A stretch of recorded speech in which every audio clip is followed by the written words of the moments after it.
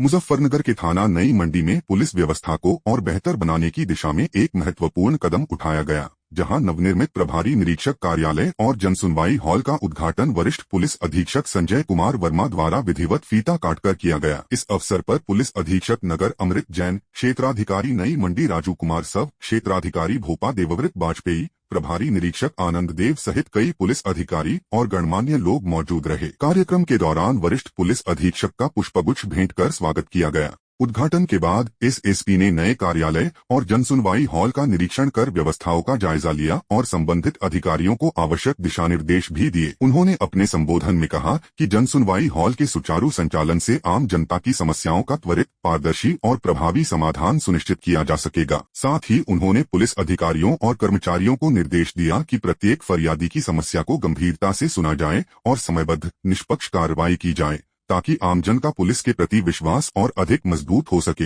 यह पहल निश्चित रूप से पुलिस जन संवाद को बेहतर बनाने की दिशा में एक सकारात्मक कदम मानी जा रही है। देखिए, सरकारी धन आया था कुछ थानों के रिपेयर के लिए, इसमें जो है सरकारी धन दिया गया था और इसमें थानाध्यक्ष जो ब्रजेश कुमार शर्मा, सीओ मंडी श्री राजू कुमार साव, एसपी सिटी पहले वाले भी और वर्तमान वाले भी ने काफ़ी इसमें योगदान दिया। इसका एक तरीके से नक्शा बनाया कैसे बनेगा, क्योंकि थाना आप देखे होंगे पहले मंडी कैसा बहुत ही अच्छा प्रेजेंटेशन नहीं था उसका। आज की डेट में उसका एक इनवाइटिंग प्रेजेंटेशन है ताकि लोग जन सुनवाई में आएँ और लोग उनसे अच्छे से बैठ के बात करें, क्योंकि आदमी खड़े खड़े बात करता था या अच्छी सी व्यवस्था नहीं थी, थोड़ा गंदा था। तो आज की डेट में बहुत ही अच्छा हो गया है मैं कहूँगा, और निश्चित तौर से मैं पूरी टीम को बधाई देता हूँ। साथ ही साथ आपने भी देखा होगा कि जनता के लिए काफ़ी सुविधाजनक है, पानी की व्यवस्था हो गई है और उनको जो भी गर्मी बढ़ रही है चूँकि वो सभी व्यवस्थाएं हम लोग कर रहे हैं, जिससे कि एक इनवाइटिंग कंडीशन, एक वेलकम कंडीशन हो, जो लोग पब्लिक थाने पे आती है और एक अच्छा फील होकर के जाए और उनकी समस्या का वास्तविक निदान हो सके। यही मेरा मैसेज है और यही इनको बधाई और शुभकामनाएं देता हूँ। यही मैं कह रहा हूँ कि अब तो इन्वाइटिंग मतलब वही हो गया कि एक तरीके से वेलकमिंग अंदाज है कि लोग आएंगे, अच्छे से बैठेंगे, अपनी बात बताएंगे और एसएचओ या जो भी अपना अधिकारी है सुनेगा, डे अफसर है या नाइट अफसर है, और वो भी एक अच्छे प्लेजेंट वेदर में, प्लेजेंट माहौल में सुनेगा और निश्चित तौर से माहौल को अच्छे ढंग से स्टडी करते हुए और अच्छी चीज़ों को जो समस्या होगी वास्तविक उसका निदान करेगा। उत्तर भारत इस समय भीषण गर्मी की चपेट में है और जनजीवन बुरी तरह प्रभावित हो रहा है। मुजफ्फरनगर में तापमान 40 डिग्री सेल्सियस के पार पहुंच चुका है, जिससे लोगों का घर से बाहर निकलना मुश्किल हो गया है। दोपहर के समय सड़कों पर सन्नाटा नजर आ रहा है और जो लोग जरूरी काम से बाहर निकल रहे हैं वे मुंह पर कपड़ा बांधकर, छाता लेकर और सिर को ढककर निकलने को मजबूर हैं। तेज धूप और गर्म हवाओं ने आमजन की परेशानी बढ़ा दी है। खासतौर पर मजदूर, रिक्शा चालक, दुकानदार और बाहर काम करने वाले लोग सबसे ज्यादा प्रभावित हो रहे हैं। गर्मी से राहत पाने के लिए लोग गन्ने का रस, ठंडा पानी, शिकंजी और अन्य ठंडे पेय पदार्थों का सहारा ले रहे हैं। बाजारों में गन्ने के रस की दुकानों पर भीड़ बढ़ गई है। वहीं उत्तर प्रदेश सरकार ने भी गर्मी से बचाव के लिए जरूरी दिशा निर्देश जारी किए हैं। सरकार ने सार्वजनिक स्थानों पर पेयजल की व्यवस्था, स्कूलों के समय में बदलाव और लोगों को हल्के रंग के सूती कपड़े पहनने की सलाह दी है। स्वास्थ्य विभाग ने भी दोपहर 12 बजे से 3 बजे तक धूप में निकलने से बचने की अपील की है। मौसम विभाग के अनुसार आने वाले दिनों में तापमान में और बढ़ोतरी हो सकती है, जिससे लोगों को और सतर्क रहने की जरूरत है। फिलहाल गर्मी का यह प्रचंड प्रकोप लोगों के लिए बड़ी चुनौती बना हुआ है।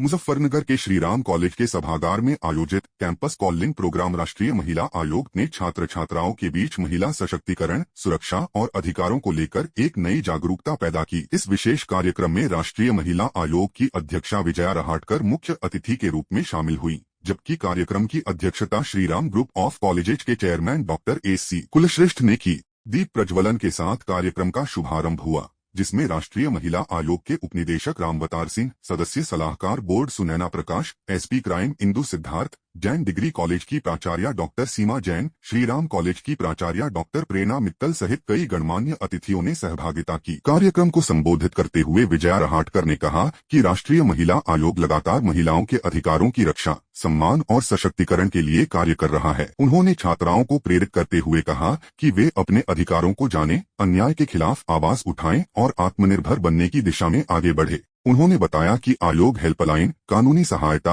और विभिन्न योजनाओं के माध्यम से महिलाओं को सहयोग प्रदान करता है। वहीं एसपी क्राइम इंदु सिद्धार्थ ने महिलाओं की सुरक्षा से जुड़े कानूनों, साइबर अपराधों से बचाव और आत्मरक्षा के महत्व पर विस्तार से जानकारी दी। उन्होंने कहा कि आज के डिजिटल युग में साइबर सुरक्षा भी उतनी ही जरूरी है जितनी शारीरिक सुरक्षा। सदस्य सलाहकार बोर्ड सुनैना प्रकाश ने शिक्षा को महिला सशक्तिकरण का सबसे बड़ा हथियार बताया और छात्राओं से आत्मविश्वास के साथ जीवन में आगे बढ़ने का आह्वान किया। चेयरमैन डॉक्टर AC कुलश्रेष्ठ ने कहा कि जब तक समाज की सोच नहीं बदलेगी तब तक वास्तविक महिला सशक्तिकरण संभव नहीं है। उन्होंने कहा कि महिलाओं के प्रति सम्मान, सुरक्षा और समानता की भावना हर व्यक्ति की जिम्मेदारी होनी चाहिए। कार्यक्रम के अंत में सभी अतिथियों का धन्यवाद ज्ञापित किया गया और छात्र छात्राओं ने इस आयोजन को प्रेरणादायक और ज्ञानवर्धक बताया। यह कार्यक्रम न केवल जागरूकता का माध्यम बना बल्कि युवाओं को समाज में सकारात्मक बदलाव लाने की दिशा में प्रेरित भी कर गया।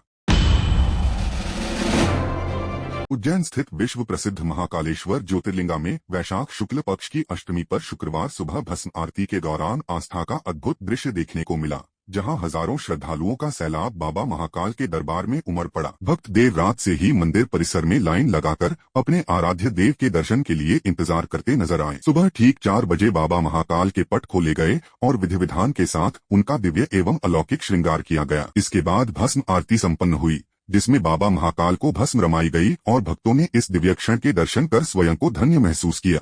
पूरे मंदिर परिसर में जय श्री महाकाल के जय घोष गूंजते रहे, जिससे वातावरण पूरी तरह भक्तिमय हो गया। देश भर से पहुंचे श्रद्धालुओं ने इस विशेष अवसर पर बाबा महाकाल का आशीर्वाद लिया और अपने परिवार की सुख समृद्धि की कामना की। भस्म आरती के दौरान सुरक्षा और व्यवस्थाओं के भी विशेष इंतजाम किए गए थे ताकि श्रद्धालुओं को किसी प्रकार की असुविधा न हो। बाबा महाकाल के इस अलौकिक स्वरूप ने हर भक्त के मन को भक्ति और श्रद्धा से भर दिया।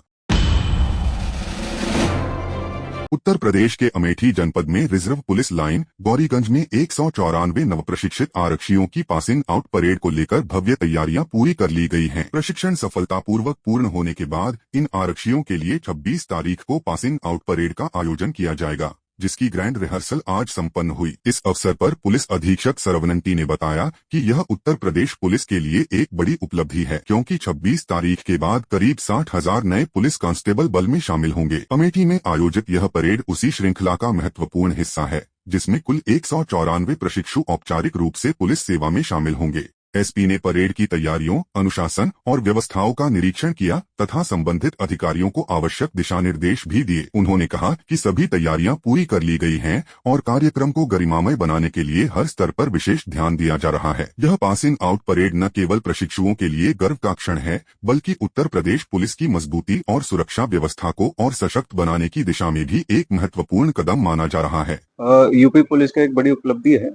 अभी 26 तारीख के बाद पूरा यूपी पुलिस को 60,000 पुलिस कांस्टेबल यूपी पुलिस में ज्वाइन करेंगे।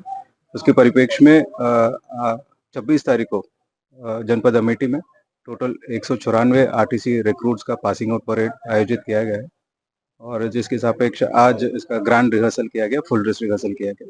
उसका पूरा परेड का टर्नआउट तैयारियां हैं, उसका पूरा समीक्षा किया गया, निरीक्षण किया गया और हमारा पूरा उम्मीद है 26 तारीख को भी ये बेहतर परफॉर्मेंस करके एक बेहतर पासिंग आउट परेड आपको देखने को मिलेगा। और इस परेड के बाद जनपद अमेठी में टोटल 454 पुलिस कांस्टेबल्स, जिसमें 91 महिला कांस्टेबल्स भी सम्मिलित है, वो जनपद अमेठी में 3 महीने के लिए व्यवहारिक प्रशिक्षण हेतु विभिन्न जनपद में भेजा जाएगा और ऑफिस में भेजा जाएगा। और हमारा पूरा उम्मीद है ये जो नव प्रशिक्षित आरक्षी हैं उनके आगमन में जनपद अमेठी को पुलिस को और मजबूती से काम करने के मौका है। आम आदमी पार्टी का नारी विरोधी चेहरा एक बार फिर उभर कर आया है। जब हम महिलाओं के अधिकार के लिए प्रोटेस्ट कर रहे थे, तब सौरभ भारद्वाज जी, जो आम आदमी पार्टी के प्रदेश अध्यक्ष हैं, उनको मीम सोच रहे थे और उन्होंने माननीय केंद्रीय राज्य मंत्री रक्षा खड़से जी और मेरे बारे में झूठ फैलाने का प्रयास करा। उन्होंने एक वीडियो जारी करी, मैंने उनको एक लीगल नोटिस भेजा। उस लीगल नोटिस के बावजूद सौरभ भारद्वाज जी ने एक प्रेस कॉन्फ्रेंस कर कर मेरे खिलाफ व्यक्तिगत विषममन तो करा ही, लेकिन उस झूठी वीडियो का और ज्यादा प्रसार और प्रसार करा। माननीय केजरीवाल जी की तरह सौरभ भारद्वाज जी भी एक बुली हैं और ये आम आदमी पार्टी की पुरानी शैली रही है कि एक झूठ को वो इतनी बार दोहराने का प्रयास करते हैं कि वो सच लगने लगे। लेकिन मैं धन्यवाद करती हूं, आज दिल्ली की एक कोर्ट ने उनके खिलाफ ऑर्डर दिया है, इंटरिम इंजंक्शन दी है, जहां पर उन्होंने सौरभ भारद्वाज जी, आम आदमी पार्टी के सभी नेता और आम आदमी पार्टी के बाकी काडर के वर्कर्स पर अंकुश लगाया है। मैं आपके माध्यम से सौरभ भारद्वाज जी और आम आदमी पार्टी के सभी बुलीज को कहना चाहूंगी कि मैं आपसे ना डरती हूं, ना झुकने वाली हूं, ना आपसे दबने वाली हूं। कल बंगाल विधानसभा 2026 के चुनाव के प्रथम चरण में मतदान के सारे बंगाल के रिकॉर्ड तोड़ते हुए बंगाल की जनता ने अभूतपूर्व उत्साह और जोश के साथ बंगाल में परिवर्तन के लिए वोट डाला है। मतदान का जो प्रतिशत सामने आया है वो पूरे देश के लोकतंत्र में भरोसा करने वाले लोगों का उत्साह बढ़ाने वाला है। मैं सबसे पहले तो प्रथम चरण में वोट डालने वाले सभी बंगाल के मतदाताओं का बहुत बहुत अभिनंदन करना चाहता हूं और धन्यवाद भी करना चाहता हूं कि आप भय से भरोसे की ओर की एक यात्रा को बहुत अच्छे तरीके से शुरू किए हैं और दूसरे चरण के मतदाता भी भय से भरोसे की यात्रा को आगे बढ़ाएंगे।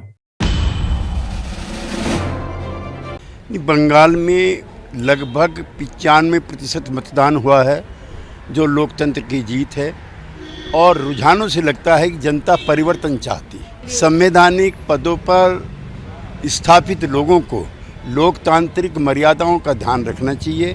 सुप्रीम कोर्ट का स्पष्ट निर्देश और आदेश है। खड़गे जी राज्यसभा के वरिष्ठतम नेताओं में से एक हैं, नेता प्रतिपक्ष हैं। प्रधानमंत्री पर इस तरह के निंदनात्मक टिप्पणी करने से उनको परहेज करना चाहिए।